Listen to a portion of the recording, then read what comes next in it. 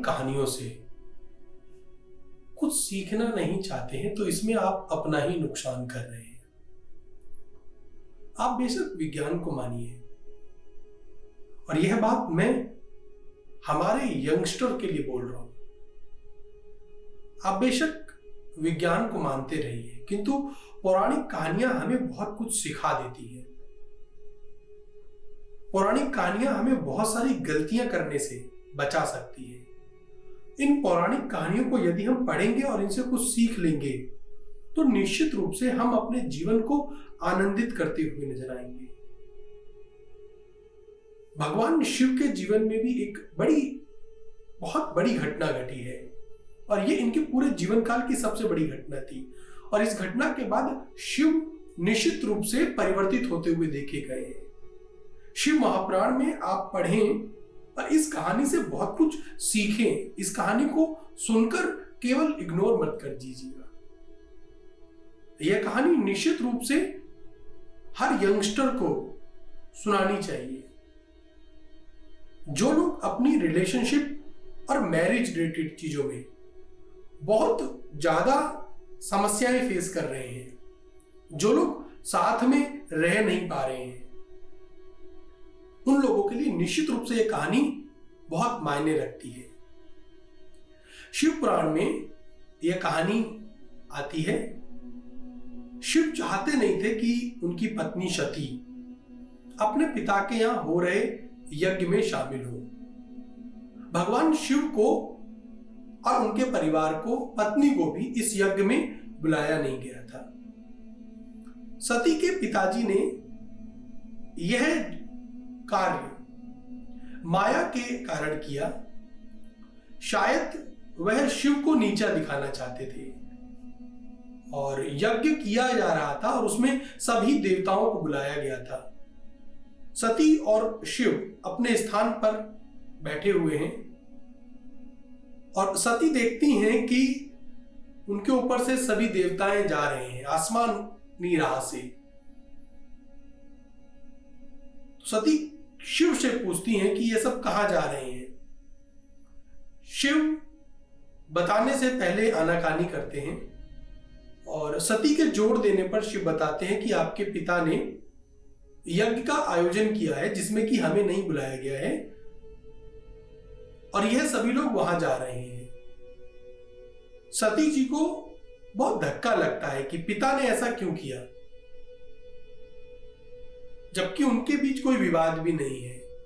बहुत जोर जबरदस्ती करने पर शिव बोलते हैं सती जी को कि आप जाना चाहें तो जा सकती हैं, किंतु मैं वहां नहीं जाऊंगा। सती जी अपने पिता के यहां यज्ञ में शामिल होती हैं, और अपने घर पर ही वह ऐसा व्यवहार देखती हैं जो कि पराये लोगों से किया जाता है। सती के द्वारा ऐसा व्यवहार बहुत आश्चर्य था कि उनके साथ ऐसा क्यों किया जा रहा है। और अति तब हो गई जब यज्ञ में सभी देवताओं के नाम लिए गए और आहुतियां दी गई, किंतु उसमें महादेव शिव का नाम नहीं लिया गया। और यह देख सती को काफी अपमान लगा। जब तक स्वयं के अपमान की बात थी तब तक सती जी सहन करती रही हैं।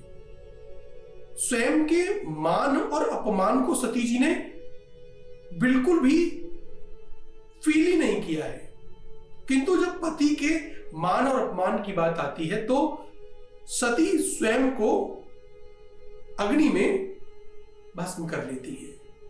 और शिव को जब यह खबर पता चलती है तो शिव बहुत क्रोधित हो जाते हैं, और अपनी एक जटा से ध्यान देने वाली बात यह है कि शिव में शक्ति कितनी थी, किंतु उन्होंने एक ही वीरभद्र का निर्माण किया। उस परिस्थिति में जब एक व्यक्ति अपना सब कुछ खो सकता है, मतलब अपना कंट्रोल ही नहीं होगा। आप सोचिए ना कि एक प्रिय प्रेमिका पत्नी जिसके साथ कुछ समय पहले शिव बैठे हुए थे, और वह अचानक ही खबर मिले कि वह भस्म हो गई है, अग्नि में उन्होंने अपने आप को खत्म कर दिया है। तो उन्होंने अपने एक बाल से वीरभद्र का निर्माण किया है, और वीरभद्र ने यज्ञ में जो हाहाकार मचाया है तो वहां त्राहिमाम त्राहिमाम हो गया है। सती जी के पिता को, जो भी वहां उपस्थित थे, सभी भगदड़ मच गई है और वीरभद्र ने त्राहिमाम त्राहिमाम कर दिया।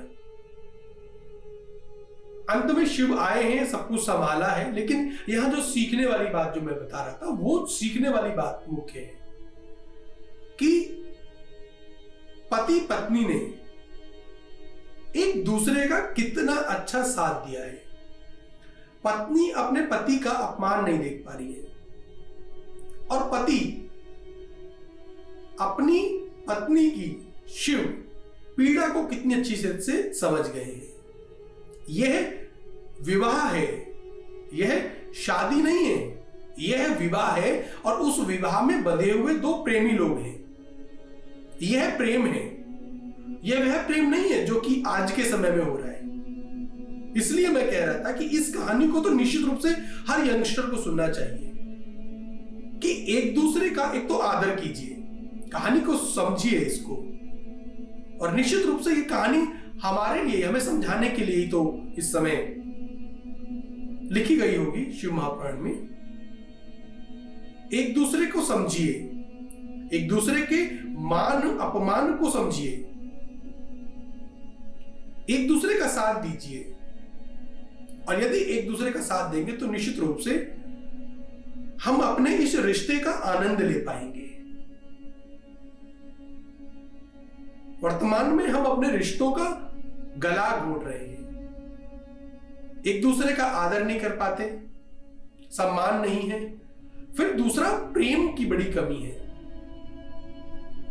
आदर सम्मान को समझिए और कई बार दूसरों की बातों को सुनकर उसके ऊपर प्रतिक्रिया भी मत कीजिए। इस पूरी घटना के बाद शिव के जीवन में बड़े परिवर्तन आए थे। इस घटना के बाद शिव के जीवन में जो वैराग्य था वो बढ़ा और शिव की शक्तियां भी बढ़ती हुई नजर आई है। इस पूरी घटना के बाद में शिव वैसे तो पूरी तरीके से फक्कड़ किस्म के ही एक देव रहे हैं और फकीरी में ही रहे हैं, जो कि अपनी शादी में भी बिना किसी साज सजावट के भस्म को लिपेटे हुए पहुंचे थे। किंतु सती जी के बाद में ना शिव ने और अधिक तपस्याएं की और अधिक तप किया और अपनी सहनशीलता को बढ़ाया है। यह सब हमें महापुराण में नजर आएगा। तो इन कहानियों को समझिए और शेयर जरूर कीजिए। निश्चित रूप से यंगस्टर को तो अभी इन कहानियों को पढ़ना चाहिए, इनको मिथ्या या अंधविश्वास समझ के दफन नहीं कर देना चाहिए।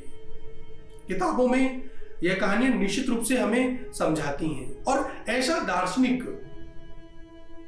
ऐसा हमारा ग्रंथ, भारतवर्ष के ग्रंथ जो हैं वो पश्चिम के ग्रंथों से निश्चित रूप से बहुत बहुत ऊपर है।